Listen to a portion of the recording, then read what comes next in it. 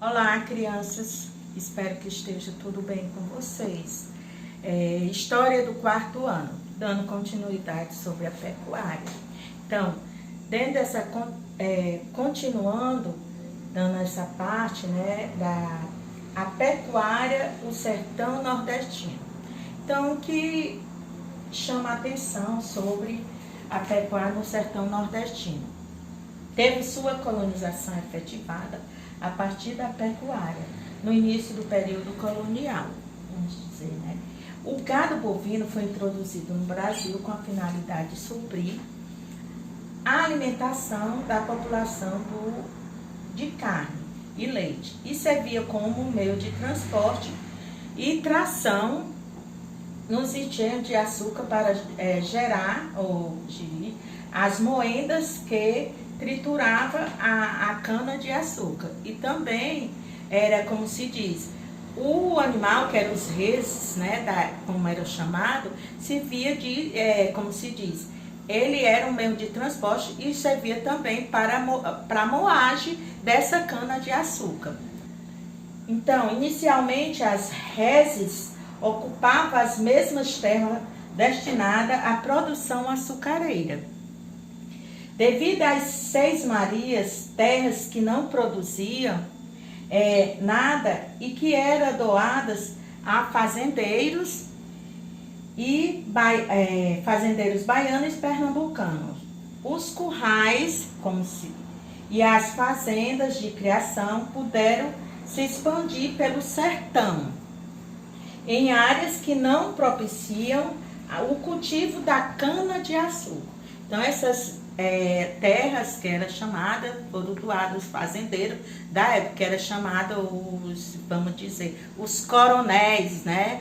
Que eram os donos de fazendas, os latifundiários, que eles retinham todo o dinheiro e dominavam as pessoas que, né, vamos nesse período colonial.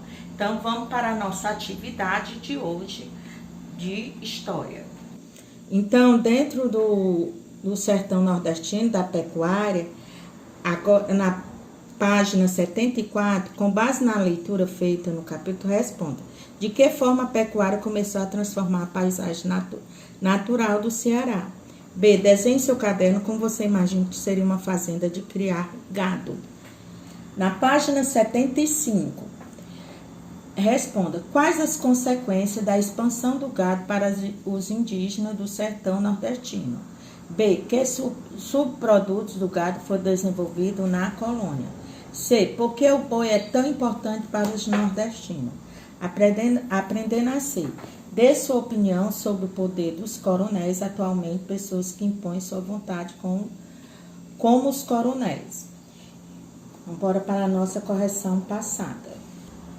Então, na página 73 da nossa aula passada sobre pecuária e povoamento do sertão, estudando a imagem e o poema, tinha um poema que foi lido, Patativa do Açaí, e você iria responder. Primeiro, você conhece todas as palavras do poema assim? Porque algumas palavras estão escritas diferentes de como as escrevemos, porque é de um lugar para o outro, existem variações linguísticas e modo de falar diferente, por isso temos um país rico culturalmente. A imagem acima retrata a personagem principal do poema. Justifique sua resposta. Sim, representa o vaqueiro, um dos desbravadores do sertão cearense. Então, a terceira era pessoal também, você teria que responder. Então, até a próxima aula. Um abraço.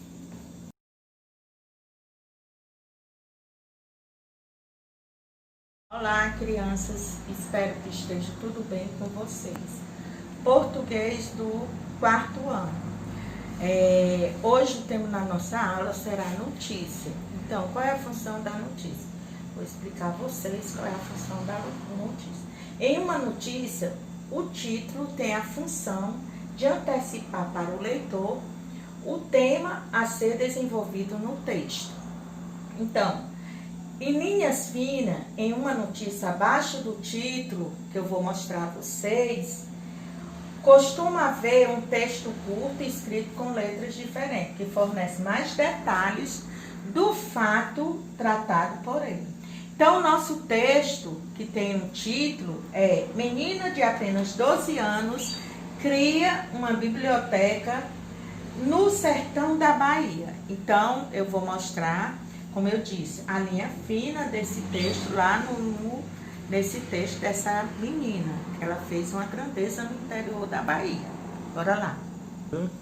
Então, o título, né, a notícia, a menina de apenas 12 anos cria uma biblioteca no sertão da Bahia. Então, a linha fina é essa daqui, como eles dizem. Para arrecadar o acervo dos amigos da leitura, Maria Clara iniciou campanha no WhatsApp e atualmente no local as pessoas podem encontrar livros didáticos até clássicos da literatura brasileira. Então, grande, como se diz, uma joia dentro do sertão da Bahia, né? Trabalhando na parte de leitura. Então, vocês irão ler isso aqui um pouco sobre essa menina, Maria Clara, e desenvolver a interpretação do texto da nossa atividade de hoje. Então, na página 144, o estudo do texto. Primeiro, quanto ao título do texto, assinale as frases corretas. Então, vocês vão assinalar, são mais de 2 frases. Então, 2. Abaixo do título, há um texto escrito com letras diferentes, sem ponto final. Marque a alternativa correta sobre ele. Terceira, releia a notícia, em seguida identifique e escreva as informações solicitadas. A. De quem foi a ideia relatada no texto? B. O que foi feito? Página 145. C. Quando o fato foi noticiado. D. Onde o projeto foi executado. E. Como a ideia foi colocada em prática. F. Por que a pessoa teve essa ideia. Quarta, releia. Uma notícia, uma menina de apenas 12 anos fundou uma biblioteca na cidade de Conceição do Coité, no sertão da Bahia. Então, a opção A, você vai marcar se está correto ou não. B, escolheu a opção para substituir a segunda palavra destacada. E na quinta, no segundo parágrafo, vai a afirmação de que a menina fez uma campanha de arrecadação de livros por meio de um aplicativo para celular. Ela conseguiu o que queria. Justifique sua resposta com uma citação do texto. Até a próxima aula. Então, revendo o que eu aprendi, eu peço até desculpa que no final do vídeo eu ia já estar finalizando, mas ainda temos que corrigir a nossa atividade passada, que é em quadrinhos. Lá você vai recortar e montar aqui os quadrinhos do Ivan Zigny. Então, isso era para vocês montarem em casa. Na página 136. Na página 137, circule o título da história em quadrinho. Então, indicado no texto, né? Tem lá. B, por que você acha que a história em quadrinho recebeu esse título? Vamos dizer que nessa história, um sapo tenta ficar do tamanho de um dinossauro. C, o que é o narrador nessa história em quadrinho? Escreva suas palavras. A história em quadrinho narra um episódio que um sapo tenta ficar do tamanho de um dinossauro. Para isso, ele se enche de ar até explodir. D, o sapo atingiu o objetivo dele? Justifique. Não, porque ele explodiu antes de ficar do tamanho do dinossauro. E no segundo quadrinho, que o dinossauro chamado Rex está fazendo, como você sabe, ele está cantando. O balão da fala dele apresenta uma nota musical. E F, observe o terceiro e o quarto quadrinho, que as expressões deles revelam.